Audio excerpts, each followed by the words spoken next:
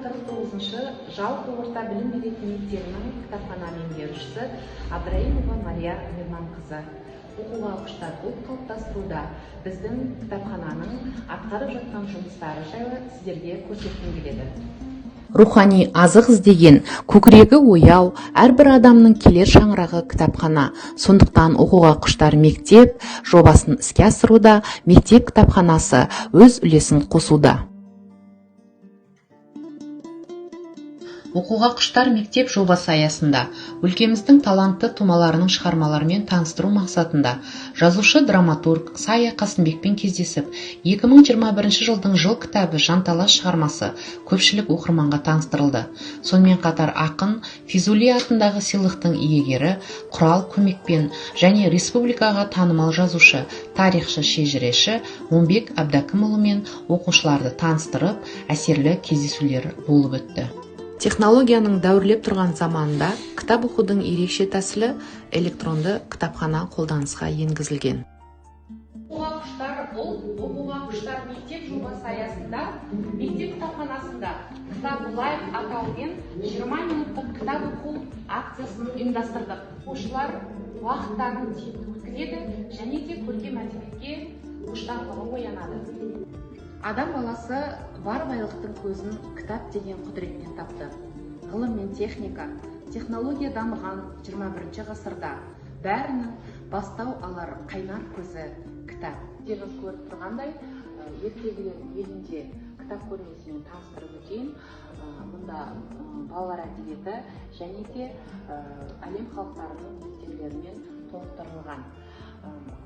Мұны тұрақты оқыған оқырманның рухани жан дүниесі бай және де білікті тұлға болары сөзсіз. Бұл кітаптарды оқығаннан кейін балалармен арнайы дискуссия жасалып, балалармен диалог жасаймыз. Ертеңнен сен қандай кітапты оқып бітірдің? Мен қазақ халық ертегілер кітабын оқып бітірдім. Бұл ертегінің ішінде ер төстік, алтын сақаны іздеген бала, ай астындағы айбар шашылу қиялына қанат бітіреді. Мейірімділікке, ізгілікке баурайды. Жарайсың. Ал Кәусар-тейші?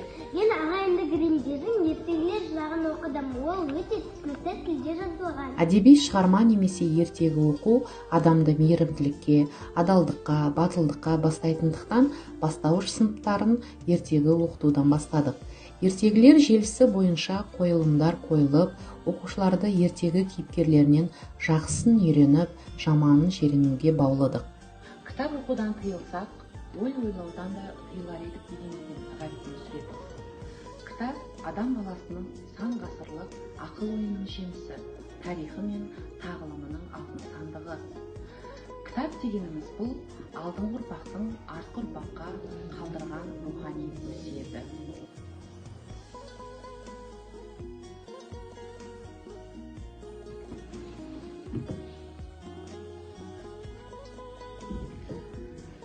Әсілі адам баласы бір-бірінен білім, ғылым, ар мінезден ғана оза алады. Ал басқа нәрселерден озымдеу ол ақымақшылық деген екен Хакім Абай. Бүгінде мектеп кітапханасы оқуға құштар ұлт қалыптастыруда өз заманының деңгейінде болып, мектептің өркендеуі мен дамуына және мектеп оқушыларын көркем әдебиетті оқытуда үлкен көмек беруде. Кітап таңдап оқи білу, оны түсіну мен түйсіну, алған әсеріңді өмір қажетіңе жарата білу әрбір адамның білігі мен білімін, пайымы мен парасатын айқындайтын алғы шарттардың бірі. Ұлы заңғар жазушымыз Мұхтар Әуезов әрбір адамның ең жақын досы кітап болуы тиіс деп айтқандай, оқуға құштар мектеп жобасы сәтті жалғасын тапса, кітап құмар ұлт деген мәртебелі атқа ие боларымыз сөзсіз.